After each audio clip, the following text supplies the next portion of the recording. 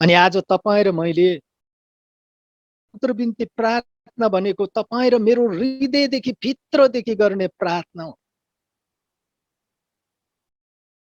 अनि सँग बातचित गर्ने हो। परमेश्वरले हाम्रो प्रार्थनाद्वारा सारा मानिसलाई बच्यो। धेरैजना मानिसहरू आज परमेश्वरलाई चिनेर पनि यो अन्तर्बिन्ती प्रार्थना के हो भन्ने कुरा बुझेको छैन, गर्न जानेको। त्यसकारण आज म यो वचन बोल्न गइरहेको छु। अब शीर्षकलाई म भनिसके, म वचनमा लगतै जानेछु। लुका 4:18-19 पदमा भन्नुभएको छ, पवित्र आत्मा ममाथि छ, गरिबहरूलाई सुसमाचार सुनाउन, मलाई नै अभिषेक गर्नुभयो, कैदीहरूलाई छ्यालखानाबाट निकाल्न, अन्धाहरूलाई दृष्टि दिन, अनि थिचो मिचोमा परेकाहरूलाई स्वतन्त्र दिन, प्रसन्नताको दिन घोषणा गर्न आज मलाई नै पठाउनु भयो। आज यो वचन जसले प्रार्थना, यो वचनलाई दाबी गरेर प्रार्थना गर्छ, अनि उहाँलाई नै परमेश्वरले चुनेर पठाउनु भएको भनेर यो वचनले सिकाउँदछ। अनि तपाईँ र मैले अब यो अन्तर्बिन्ती कसको लागि गर्ने हो? सर्वप्रथम हामीले पास्टरहरूको लागि गर्नुपर्छ। पास्टरहरू को हुनुहुन्छ? पिल्लर हुनुहुन्छ, गोथालो हुनुहुन्छ। पहिला उहिले चाहिँ येशू ख्रीष्ट गोथालो हुन्छ भने अहिले त्यो गोथालो पास्टरहरूलाई दिनुभएको छ। अनि ती पास्टरहरू चाहिँ बलियो हुनुपर्छ, पिल्लर हुनुपर्छ। यदि त्यो पिल्लर ढल्यो भने आज घर भत्किन्छ। पिल्लर बलियो भएन भने विश्वासीहरू बलियो हुँदैन। त्यसकारण पिल्लर चाहिँ है, हामीले ढलानबाट मानिसहरूले अहिले चाहिँ घर बनाउँदाखेरि पिल्लर सिस्टम बनाउनु पर्छ, अनि त्यो घर भूकम्प आए पनि लड्दैन।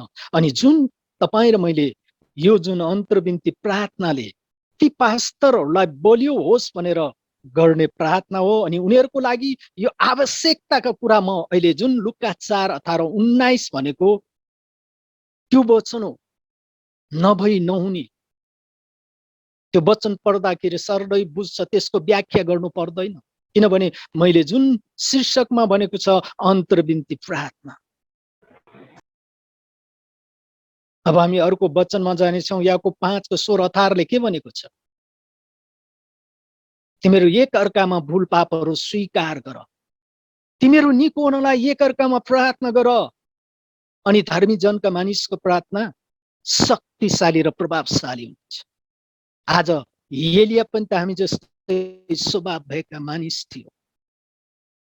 उहाँले यस पृथ्वीमा पानी नपरोस् भनेर भक्ति साथ प्रार्थना गर्नुभयो। पानी परेन, उहाँले फेरि पनि प्रार्थना गर्नुभयो। वर्षा भयो है। आज तपाईँ र म को हुनुहुन्छ? हामी सबै परमेश्वरको जन हो। अनि परमेश्वरले तपाईँ र मलाई धर्मी बनाउनु भएको छ। किन? एक अर्कामा भूल पापहरू स्वीकार गरेर प्रार्थना गर्नको लागि, अनि शक्ति प्राप्त गर्नको लागि। अनि धर्मी जनले गरेको प्रार्थनाले के हुन्छ? रोगी बिमारहरू चङ्गाइ हुन्छ, निको हुन्छ।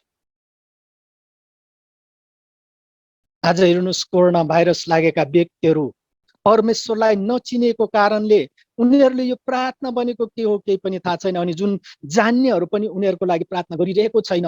डर त्रासले अब के गर्ने हो भनेर आकुल व्याकुल भइरहेका छन्। अनि यी वचनहरूलाई दाबी गरेर प्रार्थना गर्न जानेका छैनौँ, यो बाइबल अध्ययन गरेका छैनन्। त्यसकारण आज तपाईँ र म को हुनुहुन्छ? परमेश्वरको सन्तान हो। अनि तपाईँ र मैले यो सिकेर अरूलाई सिकाउनु पर्छ। अनि तपाईँ र मैले प्रार्थना गर्नको लागि एफिसी 6:18-22 पदमा भनेको छ, सारा प्रार्थना निवेदन साथ सब समय पवित्र आत्मामा प्रार्थना गर। यस उद्देश्यले लगनशील र सुसज्जित भएर सबै सन्तहरूको लागि पनि प्रार्थना गरिरह। मेरो लागि पनि प्रार्थना गर, जुन कुरा मैले बोल्नु पर्ने हो, घोषणा गर्नुपर्ने हो, साससँग बोल्न सकौँ अनि घोषणा गर्न सकौँ। यसैको लागि म एक साङ्लाले बाँधेको राजदूत हुँ। मेरो हालचाल कस्तो छ, के गरिरहेछ, सबै कुरा थाहा पाउनको लागि प्रभुमा विश्वासी भाइले तुकिकसलाई मैले पठाएको हुँ भन्नुभएको छ। अनि तिमीहरूको हृदयमा प्रोत्साहन मिलोस् भन्ने हेतुले मैले उहाँलाई पठाएको हुँ।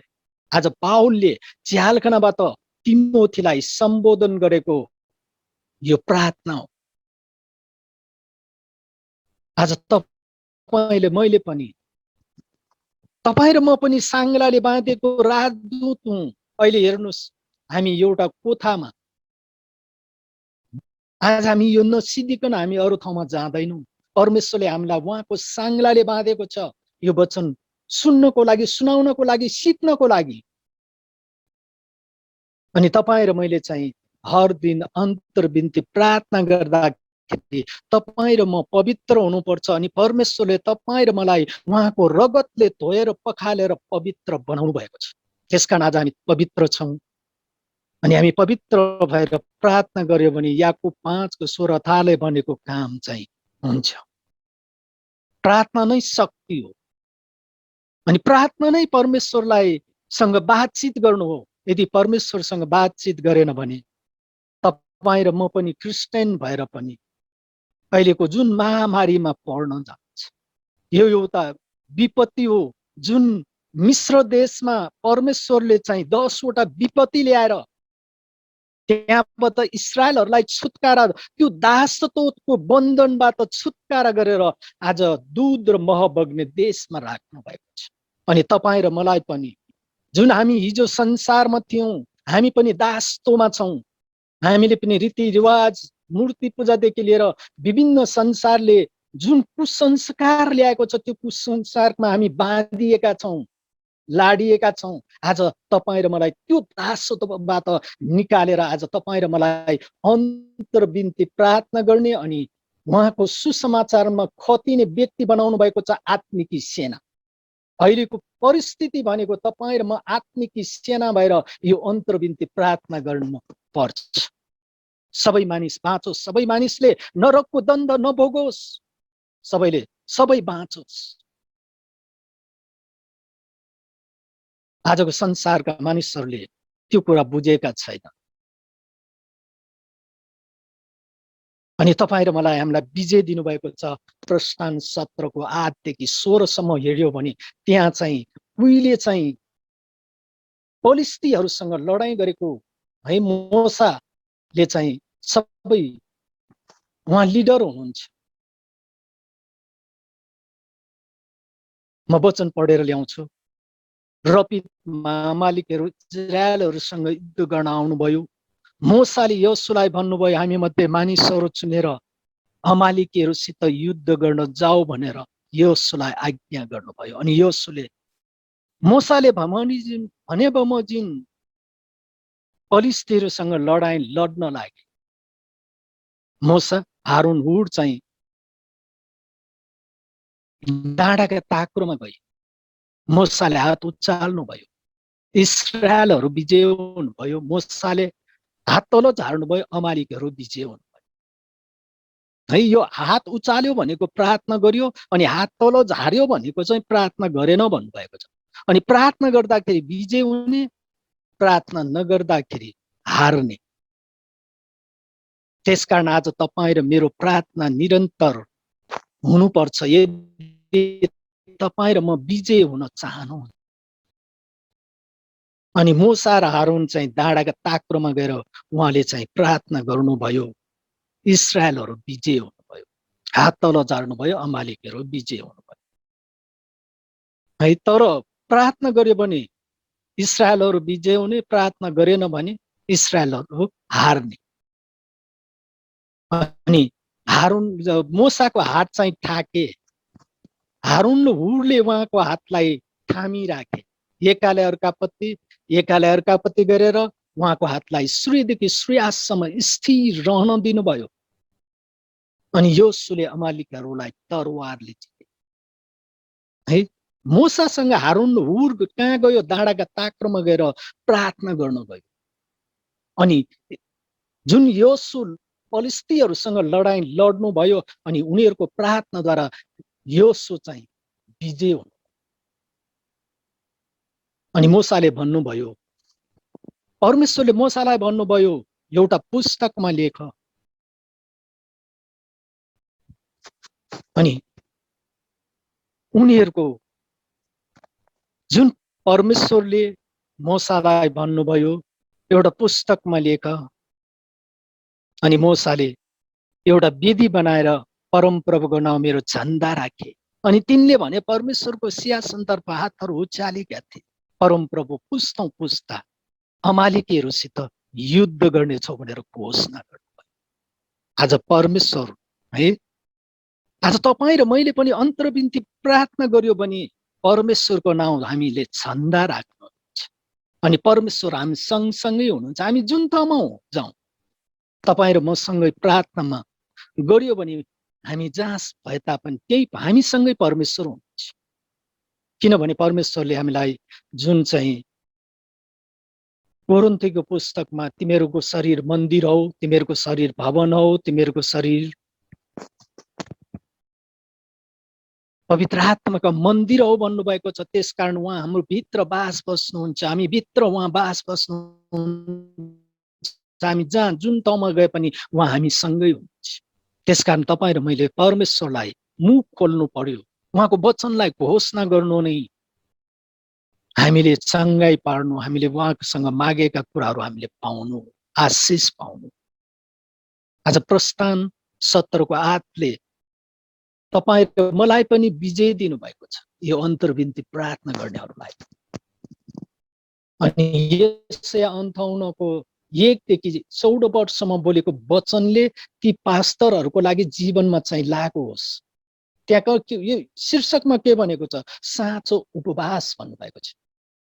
अनि 1 देखि 5 सम्म हामी हेर्यो भने यो प्रकारले तिमीहरू उपवास नबस भन्नुभएको छ। अनि 6 देखि 14 सम्म हेर्यो भने आशिष छ। अनि मैले एउटा मात्रै वचन खण्ड पन्त गरेको छु। 1 नम्बर, सर्को गरी करा, नथामा तुरैको आवाज जस्तै उच्च स्वरले करा। मेरो प्रजा तिनीहरूका बागीपनका याकुबका घरानालाई पाप जनाइदे। है, आज धेरैजना परमेश्वरलाई चिनेर पनि ब्याकस्लाइड भएका धेरैजना छ। आज यी कुरालाई नै जनाउँछ अनि तिनीहरूलाई फेरि पनि मन्दिरमा ल्याउनको लागि तपाईँ र मैले उपवास प्रार्थनाद्वारा उनीहरूमा भएका ती शैतानका आत्मालाई निकालेर हामीले उनीहरूलाई प्रार्थनाद्वारा दोहोऱ्याउनु पर्छ। अनि यूहन्ना 10को 1 देखि 18 सम्म पढ्यो भने साँचो गोथालो को हुनुहुन्छ? त्यसमा येशू ख्रीष्ट हुनुहुन्छ भने अहिले साँचो गोथालो विश्व मण्डलीका पास्टर हुनुहुन्छ। अनि धेरै जसो पास्टरहरू चाहिँ दान कमाउनेमा पास्टरहरू मात्र बनेको छ। ती भेडाहरूलाई हरियो चौरमा चढाउन जानेका छैनन्। अनि मन्दिरहरू तितर बितर भएर है फुट भएर धेरै मण्डलीहरू अहिले जुन याकुब 5 को 16ले भने जस्तै गर्न सकिरहेको छैन, जुन एफिसी 6 को 18 देखि 22 सम्म जस्तै पवित्र भएर प्रार्थना गर्न सकेको छैन। आज परमेश्वरको क्रोध अहिले किन दन्किरहेको छ त भन्दाखेरि आज विश्वासीहरूले अन्तर्विन्ती प्रार्थना नगरेको कारणले, परमेश्वरसँग बातचित नगरेको कारणले, परमेश्वरलाई नचिनेको कारणले, चिनेर पनि है टाढा भएको कारणले। यूहन्ना 10 को 10 लाई मात्र म पढ्ने छु, तर त्यहाँ चाहिँ पढ्यो भने है गोठालो यस्तो हुनुपर्छ भन्ने कुरा दिएको थियो। त्यो पढेपछि बुझ्नुहुन्छ। यसको व्याख्या गर्यो भने हामी फेरि पनि लामो हुन्छ। म एउटैकै खण्ड मात्र पढ्ने छु। 10 को 10 लाई, चोर त चोर्न नाश पार्न मात्र आउँछ, म त तिनीहरूले प्रशस्त मात्रामा त्यो जीवन पाओस् भन्ने हेतुले आए भन्नुभएको छ। हेर्नुहोस्, उहाँमा जीवन छ। उहाँलाई चाहिँ मर्न पनि सकिन्छ, उहाँ जीवित पनि पार्न सक्छ। अनि त्यो अधिकार उहाँलाई कसले दियो? पिता परमेश्वरले दिनुभयो। अनि आज त्यो शक्ति उहाँले गोठालोहरू पास्टरहरूलाई दिनुभएको छ। अनि ती पास्टरहरू गोठालो भएर काम गर्ने थोरै मात्र छ। यहाँ चाहिँ जो एउटा अन्य भाषा बोल्न जाने भने ऊ पास्टर बन्न हतार भइसक्यो है। एउटा प्रार्थना गर्न जाने भने ऊ पास्टर बन्ने हतार भइसक्यो। म पास्टर भएर मैले के गर्नुपर्छ, पास्टरको काम के हो, त्यो कुरा नै जान्दैन, ऊ पास्टर बन्न हतार भयो। आज मानिसलाई संसारका राजा महाराज संसद मन्त्रीहरू जस्तै पद मात्रै चाहिएको छ। परमेश्वरको राज्य, धार्मिकताको राज्य कसरी खोज्ने, कसरी ल्याउने त्यो थाहा छैन।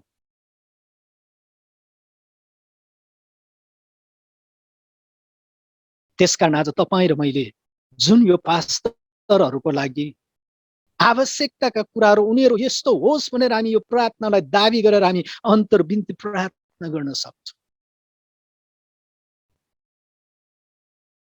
अनि यहाँ लुक्का 4:18-19 अघि पनि मैले सुरुमा पढे यो वचन है। उनीहरूलाई भनेको आवश्यकता भनेको कुरा यही हो, सुसमाचार सुनाउनेहरूको लागि पवित्र आत्मा ममाथि छ, गरिबहरूलाई सुसमाचार सुनाउन, कैदीहरूलाई झ्यालखानाबाट निकाल्न, अन्धाहरूलाई दृष्टि दिन, अनि थिचो मिचोमा परेकाहरूलाई स्वतन्त्र दिन, प्रसन्नताको दिन घोषणा गर्न। आज उहाँले मलाई पठाउनु भयो। अनि यो वचन मैले मात्रै पढेको हुनाले मलाई मात्रै सम्बोधन गरेको छ। अनि यो जसले यो वचन पढ्छ, यसलाई घोषणा गर्छ, उसैले नै लागू हुन्छ। यो पढाइलाई आवश्यकता भनेको। अनि यो वचनहरू परमेश्वरले मलाई वरदान दिनुभएको हो। यो अन्तर्विन्ती प्रार्थना हेर्नुहोस्, मैले बाइबललाई हेरेको छैन, मसँग सबै यतिको वचन मेरो हृदयमा हालिदिनु भएको छ परमेश्वर। अब आयो हामी एल्डर डिकनहरूको लागि हेर्नेछौँ। एल्डर डिकन भनेको को हो? पास्टर मुनिको पास्तरै हो, उनीहरू पनि गोठालै हो। जुन पास्टरले चाहिँ ऊ चाहिँ कहीँ कतै जानु पर्यो भने एल्डरलाई जिम्मा दिएर जान्छ। अनि उहाँ पनि को हुनुभयो? पास्टर मुनिको पास्टर नै भयो। अनि एल्डरको पनि त्यो कहीँ कतै जानु पर्यो, उहाँको पनि फुर्सद भएन भने उहाँले कसलाई जिम्मा दिनुहुन्छ? डिकनलाई जिम्मा दिनुहुन्छ। अनि डिकन पनि को हुनुभयो? गोठालो नै हुनुभयो। अनि उनीहरूलाई वचनले भन्नुभएको छ यिर्मया 3:15ले, अनि म मेरो हृदयले रुचाएको गोठालो म तिमीहरूलाई दिनेछु, जसले तिमीहरूलाई ज्ञान र बुद्धिसित दोहोऱ्याउनेछ अरे। हेर्नुहोस्, आज यो हाम्रो धेरै नेपालमा क्रिस्चियनहरू बढेको छ, अनि धेरै चर्चहरू बढेको छ। अनि जुन चर्चका अगुवा लिडरहरूले यो वचनलाई ध्यान राख्दैन, यो वचन अनुसार उनीहरूले जिएको थोरै मात्र छ। अनि अरू आफूले जे मन लाग्यो जसरी वचन पढ्यो, अनि वचन बोल्नु भन्दाखेरि संसारका कुराहरू ल्याएर संसारका कुराहरूलाई बताइदिन्छ। एउटा थोरै वचन बोल्छ, पढ्छ, सिद्धि संसारका कुराले भरेर वचन प्रचार गर्छ। आज बाइबलले तपाईँ र हामीलाई यो कुरा सिकाउनु भएको छैन। वचनमा के छ त्यो सिकाऊ। अनि वचन त्यो सिकाउन जाँदैन, अनि मानिसहरू तितर बितर भयो। हरियो खर कहाँ छ, चौर कहाँ छ, त्यहाँ घाँस कहाँ छ, भेडाहरूलाई कुन ठाउँमा लगेर चढाउनु पर्छ त्यो कुरा थाहा छैन। एल्डर डिकन भनेर चाहिँ पुर्पितमा आएर वचन बोल्न आउँछ, वचन कहाँ शिर के हो, पुच्छर के हो त्यो पनि थाहा छैन है। म जानेको छैन भने पहिले उसले चाहिँ स्वीकार्छ, अनि वचन बोल्छ। अनि मानिसहरू चाहिँ निदाउँछ, हल्ला गर्छ। त्यसकारण यिर्मया 3:15ले भनेको छ, मैले रुचाएको गोठालो। अब परमेश्वरले ती गोठालोहरू दिइसक्नु भयो। अब तपाईँ र मेरो प्रार्थना यो वचन अनुसार ती गोठालाहरू होस्। आज भेडाहरूलाई तितर भित्र पार्नलाई होइन, एकै ठाउँमा भेला गर्न, हरियो खर्कमा चढाउन, ती आत्मा हालिदिनुहोस् भनेर चाहिँ हामीले आशिष मागिदिनु पर्छ। यो हो अन्तर्विन्ती प्रार्थना। हाम्रो भित्र हृदयदेखि यस्तो गोठालो तयार होस् हाम्रो मन्दिरहरूमा। आज विश्व मण्डलीमा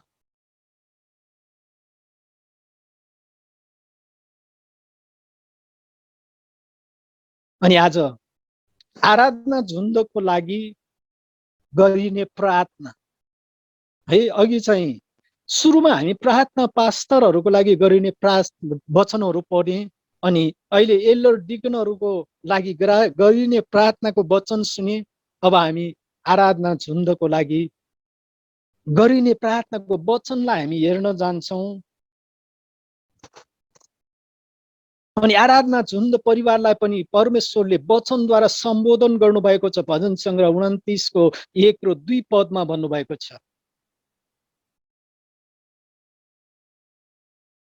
हे परमेश्वरका बलिष्ठ परम प्रभुकै गुणगान गर, परम प्रभुलाई महिमा र शक्तिको सेवा, परम प्रभुको नाउँलाई सुहाउँदो महिमाको श्रेय उहाँलाई देऊ। उहाँकै पवित्रताले सुशोभित भएर परम प्रभुको आराधना गर। आज यस्तो आराधना गर्ने व्यक्ति परमेश्वरले सुन्नु भएको छ। विशेष गरी जवान जवानीहरूलाई, भर्खरै विवाह नभएकाहरू, जवान जवान पवित्र भएर जिएकाहरूलाई परमेश्वरले खोजिरहनु भएको छ। अनि आज हाम्रा जवान जवानीहरू यो वचनलाई वास्ता गर्दैन। उनीहरू पवित्र भएर आराधना संगति गर्दैन। परमेश्वरलाई हेर्नुहोस्, परमेश्वरले उनीहरूलाई के भनेको छ? हे परमेश्वरका बलिष्ठ हो भन्नुभएको छ। आज पास्टरहरूलाई भन्दा पनि उनीहरूलाई चाहिँ बलिष्ठ गरेर सम्बोधन गर्नुभएको छ आराधना झुन्ड परिवारलाई। यदि उनीहरूले यो वचन बुझेको भएदेखि उनीहरूले त्यस्तै गर्छ है। त्यसकारण आज तिनीहरू त्यस्तै होस् भनेर तपाईँ र मैले यो वचनलाई दाबी गरेर प्रार्थना गर्यो भने हाम्रा आराधकहरू त्यस्तै हुन्छ। पवित्रतामा, सत्यतामा उनीहरूले आराधना गर्छ। अनि तपाईँ र मैले यो वचनलाई दाबी गरेर प्रार्थना गर्यो भने परमेश्वरले हाम्रो उत्तर दिनुहुन्छ।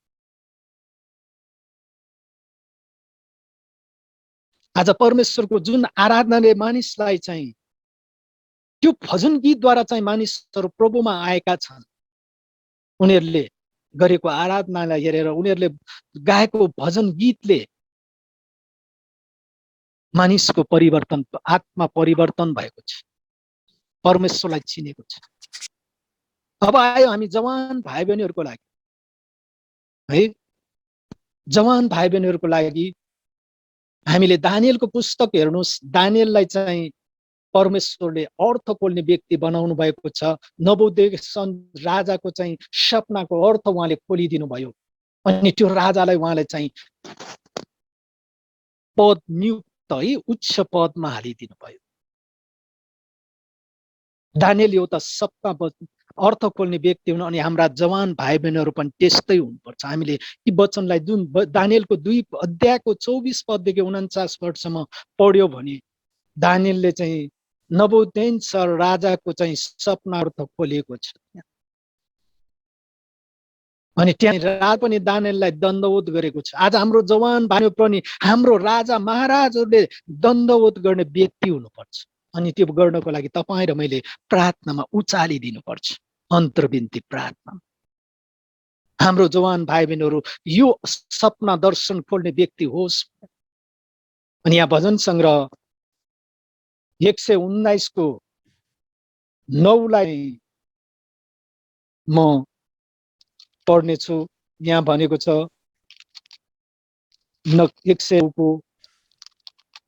119 को चाहिँ 9 पदमा भनेको छ, जवान मानिसले आफ्नो चालचरण कसरी चोखो राख्न सक्छ? तपाईको वचन अनुसारको जीवन बिताएर नै हो। तर आज यो वचनलाई वास्तव फिक्री गर्दैन, कोही कोही मात्र छ है। यो वचनलाई मनन गरेर अगाडि बढ्ने व्यक्तिहरू थोरै छ।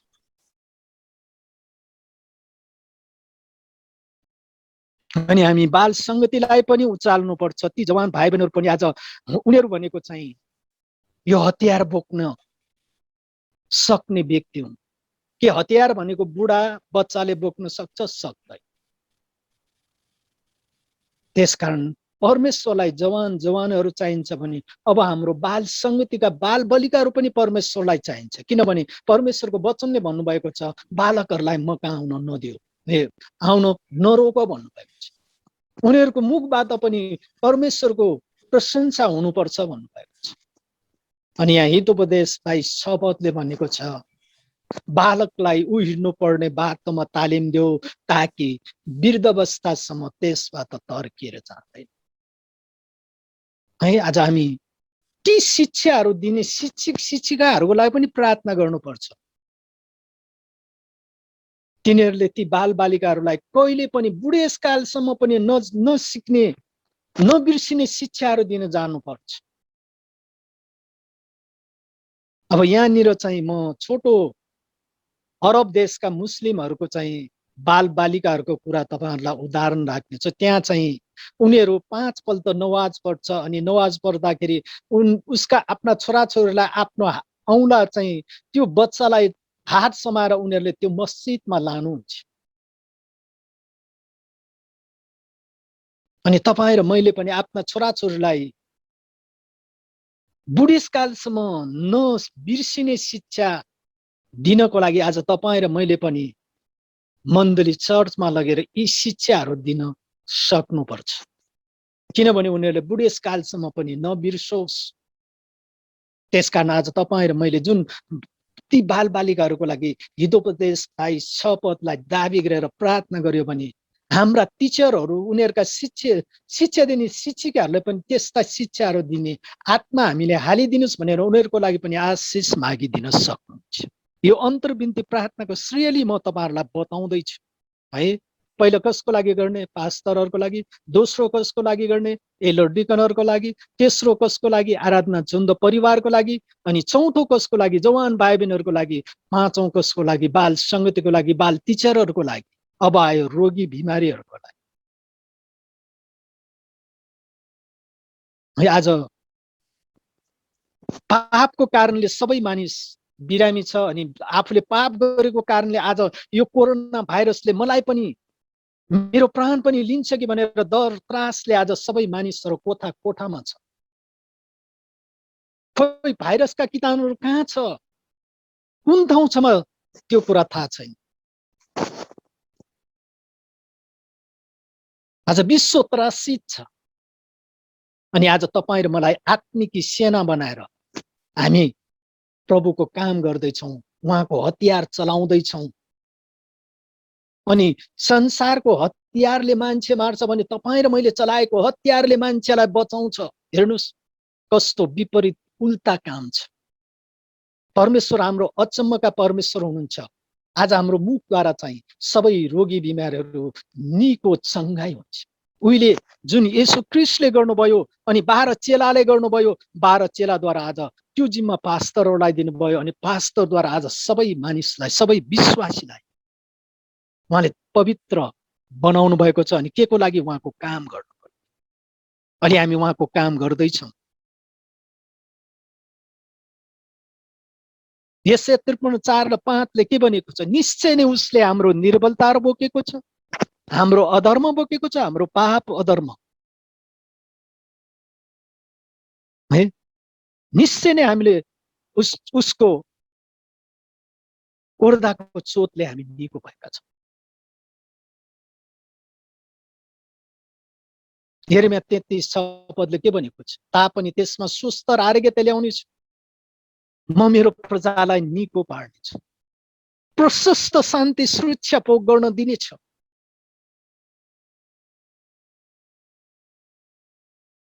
आज यी वचनहरू झुट होइन, सत्य हुन्। त्यसकारण आज तपाईँ र म धर्मी भएर याकोब 5:16-18 बोलेको वचनलाई दाबी गर। हामीले यो प्रार्थना गर्यो भने, किनभने परमेश्वरको वचनले काम नगरिकन फर्किँदैन, उहाँले काम गर्नुहुन्छ। उहाँको समय, त्यो समयभित्री उहाँले काम गरे नै सिद्ध्याउनुहुन्छ। उहाँ काम नगरिकन फर्किँदैन, त्यो सिद्ध्याएर उहाँको वचन चाहिँ कहिले पनि अपुरो हुँदैन, उहाँको वचन पुरै हुन्छ। अनि आयो मण्डलीको खर खाँचोको लागि। आज मण्डलीको खर खाँचोको लागि के चाहिन्छ? त्यो कुरा तपाईँ र मैले मागिदिने हो।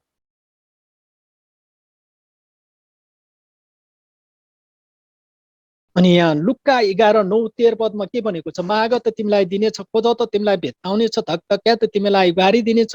अनि जसले माग्छ त्यसले पाउँछ, जसले खोज्छ त्यसले भेट्टाउँछ, जसले धकधक्याउँछ उसको लागि खोलिनेछ भन्नुभएको छ। अनि जसको छोराले के बुबाले आफ्नो छोराले कुन चाहिँ बुबा होला आफ्नो छोराले रोटी माग्दा ढुङ्गा देला, माछा माग्दा सर्प देला, अन्ध माग्दा बिछे देला।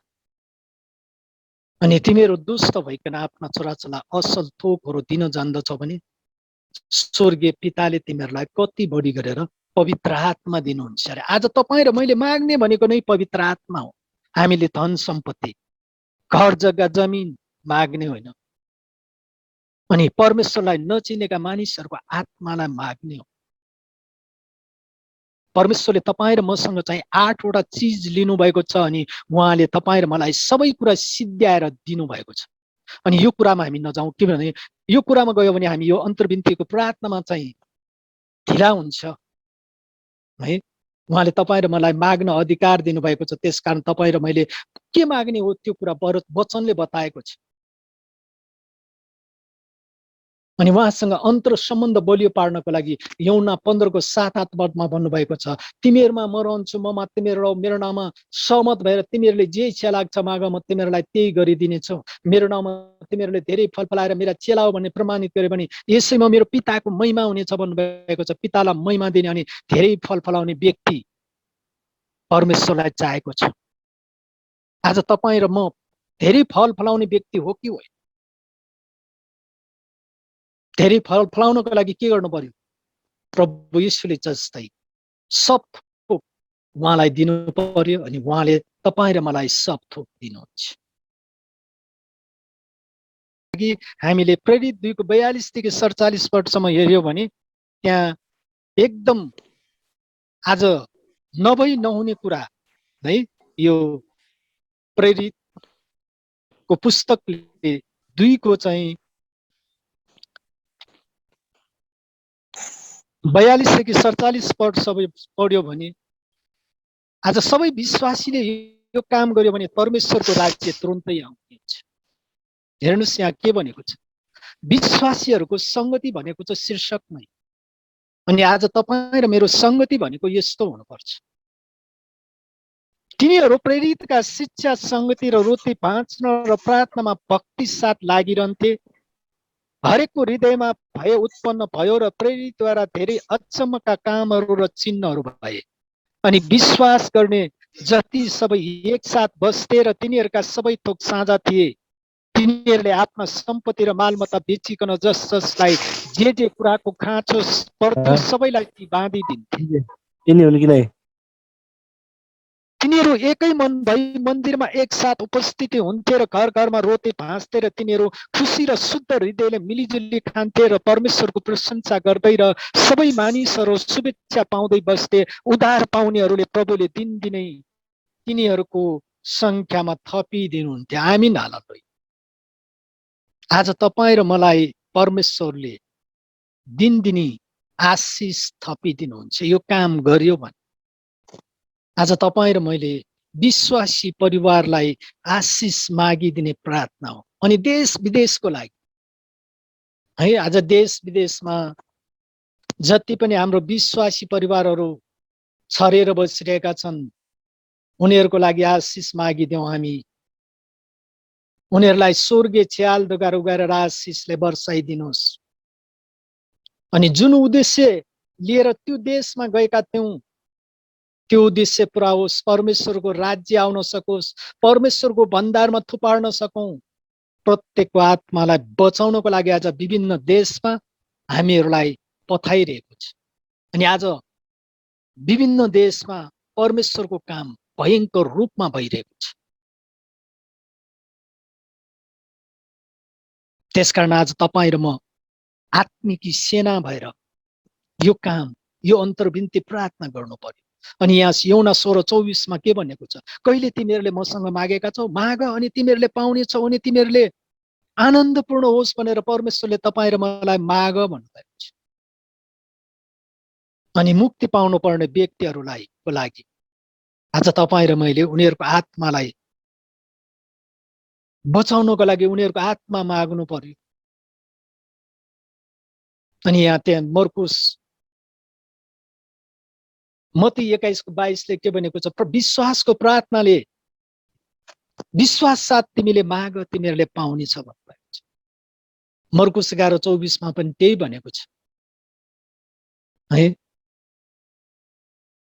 पहिले तिमीहरूले परमेश्वरमा विश्वास राख, म तिमीहरूलाई भन्दछु तिमीहरूको हृदयमा शङ्का लिँदैन भने यस पहाडलाई उक्लेर त्यो समुद्रमा खस भने त्यस्तै हुनेछ। अनि प्रार्थनामा तिमीहरू जेसकै मागेका छौ सो पाएका छौ भने विश्वास गर त्यो तिमीहरूले पाउनेछ भन्नुभएको छ। आज हामीले यो अन्तर्विन्ती प्रार्थनामा यो कुरा माग्दैन भने कसरी पाउँछ? हामीले वचनलाई दाबीका साथ माग्नु पर्यो, किनभने परमेश्वरको वचन नै कहिले पनि काम नगरिकन फर्किँदैन। अनि यहाँ चाहिँ जुन मर्कुस 11 चाहिँ यो पहाडलाई उक्लेर त्यो समुद्रमा खस भन्यो भने त्यस्तै हुनेछ भन्नुभएको छ। हामीले त्यो पहाड होइन, पहाड भनेको रोग बिमार चिन्ता फिक्री बोझ यी हुन्। अनि यसलाई चाहिँ हाम्रो मुखबाट नै निकालेर त्यो समुद्रमा फ्याँक्न सक्छ भनेको। अब मानिसले नबुझ्नेहरूले यो पढ्छ, पहाड पनि कहिले समुद्रमा खस भने खस्छ, तर त्यो भनेको होइन। परमेश्वरको आत्माले यो भनेको हामीमा लागेको रोग कष्ट बिमारी सबै कुरा चिन्ता फिक्री यो सबै पहाड हुन्। अनि पहाडहरूलाई हाम्रो यो मुखद्वारा चाहिँ निकालेर हामीले फ्याँक्न सक्छौँ भन्नुभएको छ। अब आजको अन्तिम वचनलाई हेर्नेछौँ। जति पनि सुसमाचारमा खतिने व्यक्तिहरूको लागि हामीले चाहिँ प्रार्थना गर्नुपर्छ।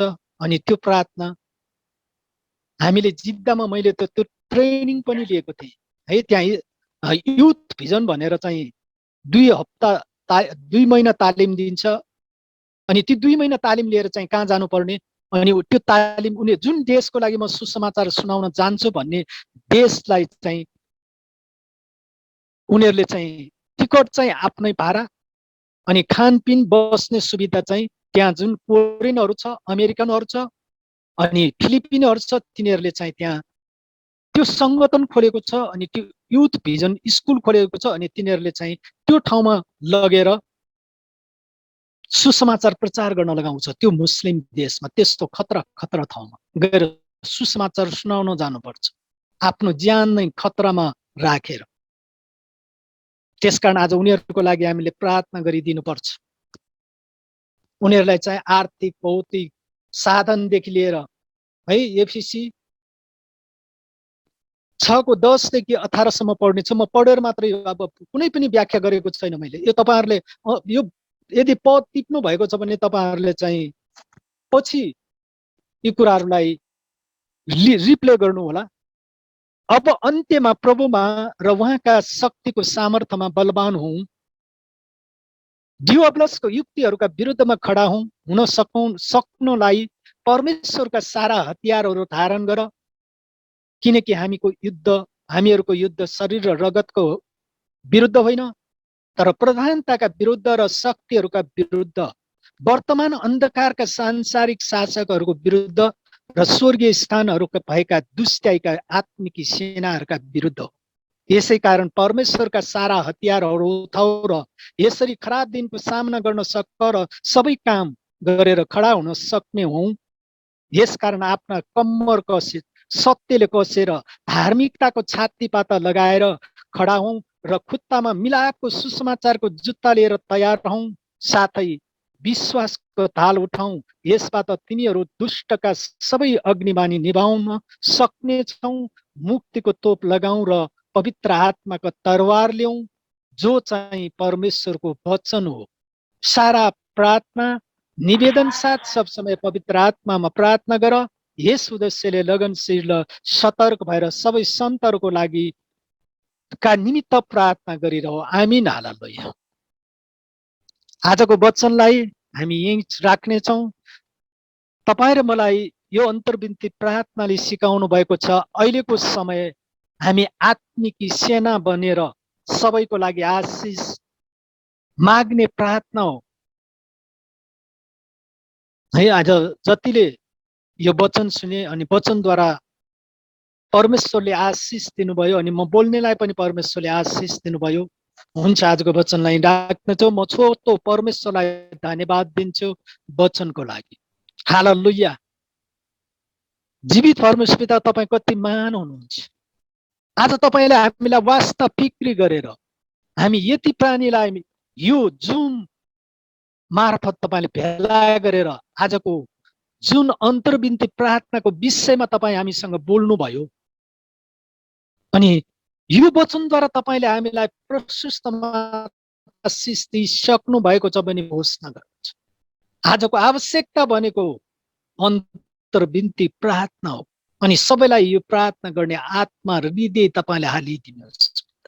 कोही पनि यो समयमा चुप लागेर बस्न, आफ्नो मोज मस्तीमा, आफ्नो काममा बेलेको समय स्थिति हो, तपाईँसँग बातचित गर्ने समय हो अनि तपाईँलाई दिने समय कसैले पनि नछुटाओस्। सबै मानिस, सबैको आत्मा बाँचेर तपाईँको स्वर्गतिर तपाईँले बनाएको भवनमा जान सकौँ अनि जुन कोही पनि नरकको दण्ड भोग्न नपाओस् भनी म बिन्ती प्रार्थना चढाउँदै आजको वचनलाई तपाईँको हातमा राख्दै, हो पिता, सबै कुराको आशिष मागेर तपाईँलाई धन्यवाद चढाउँछु। सबै कुरा आशिष माग्दछु येशूको नाममा, आमीन। हालेलुया।